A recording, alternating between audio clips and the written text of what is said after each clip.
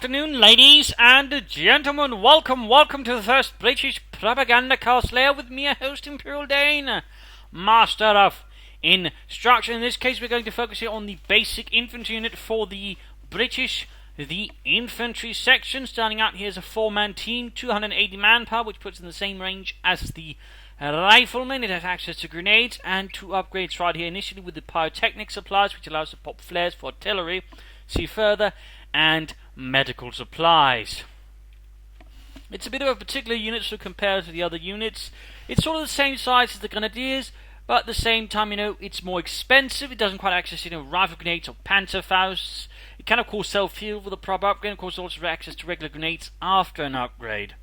And there's also a very important thing about the infantry section. This is really important, and perhaps also where some people might, of course, be making mistakes already. They need cover. They're sort of like the Ostrom. The difference is that where Ostrom basically can't hit the broadside of a barn for the infantry section, it's the rate of fire which is affected by being out in the open. But if they get into any kind of cover, they get basically a rate of fire bonus, which overall makes them basically pretty good versus most other infantry action. But again, dependent on cover. And that is very important here, They also possess the ability to make cover. Sandbags and trenches which on top of that can't be used by the enemy. They do cost a bit of manpower, but they're all pretty good, in particular because your opponent can't use them, so you basically can put them up wherever you want without having to worry about the enemy grabbing them and turning them against you. So essentially you have a sort of infantry squad that is sort of more tactical use than others, very much dependent on being tactical use than other infantry units, but at the same time can do a lot of damage in those senses and can certainly devastate other infantry units. But out in the open, if they're just standing in no cover, they're going to have a much harder time, particularly versus units in actual cover. Even then, if both units were in no cover, the infantry section would have problems, and this heavy veteran also upgraded. Because here's the thing, they also have quite a few upgrades. Like the American riflemen, they can sort of upgrade from racks, Bren guns, which are quite handy, and of course Piets. And of course, these weapons benefit, of course, also as well, I believe, from these infantry section bonuses. So of course, an infantry section with 2 Brens can lay down a murderous hailfire.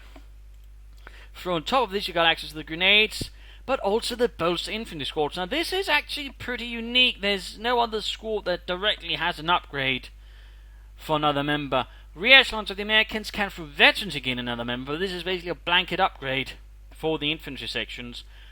Also sappers, but we're focusing on the infantry section. That basically means they come up to 5-man, which then of course puts them a bit beyond just the regular grenadiers.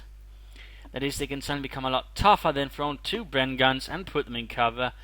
And they can do a lot of damage for Piet. Of course, they can also deal with armor. And, the ball keeps rolling from there. Then, of course, you also have the veterans, which in some sense is a bit more different. I mean, they sort of can see farther. There's basically no veterans abilities. They get improved sort of survivability by the veterans. 3, they basically get sort of scope and the infantry guys. So basically sort of boost accuracy and rate of fire. So all of a sudden they become a lot more, killing in terms of what they can actually do with the rifles.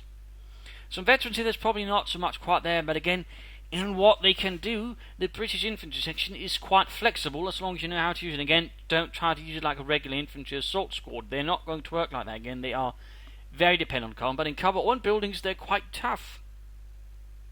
For on top of that, they can be upgraded with whatever weapons you want. In most cases, they've got access to grenades, and they can actually do quite a bit. There is, though, in a sense, again, some weakness. Again, if they're flanked, they can be a bit of trouble because, again, they can't just position them better as easily. And of course, they've caught out in the open. They're in a pretty bad spot as well, and certainly can have some issues there. Though, of course, if you can sort of flank using cover, they can be quite mean now. Of course, deal damage, and they also basically lack something to deal damage, engine damage to any vehicles. So in that sense, they do have to be a bit more on the worry there against enemy armor and vehicles than other infantry squads, because they can't really defend themselves as easily. And that's one of the sort of the clues you can sort of use as an Axis player to sort of try dealing with them. Unless they got Piets or some proper anti-tank support, they are very vulnerable to enemy vehicles and enemy armor. That's an important thing there, I think, to keep in mind about the standard infantry section. When you sort of keep all those things in mind, again, it's an infantry section capable of doing a lot. Some weaknesses, of course, they are a bit expensive. Can, of course, also, run a bit up there in manpower upgrades, but again, they can do so much more. And again, in heavy cover, in particular upgraded, they can be quite a threat to your opponent, so do not take them lightly, but do keep in mind this is very much a cover game, and if you haven't learned to use cover, you're going to definitely have to learn how to use cover when you're dealing with the infantry sections, or you will get punished very hard. And of course the opponent vehicles is one way, but you can try to flank them, try to catch them out in the open, try to catch them out of cover, or force them to abandon cover.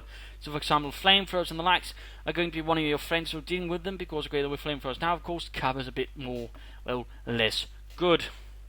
I suppose mortars also works out in that way. If you can use that sort of force them out of cover.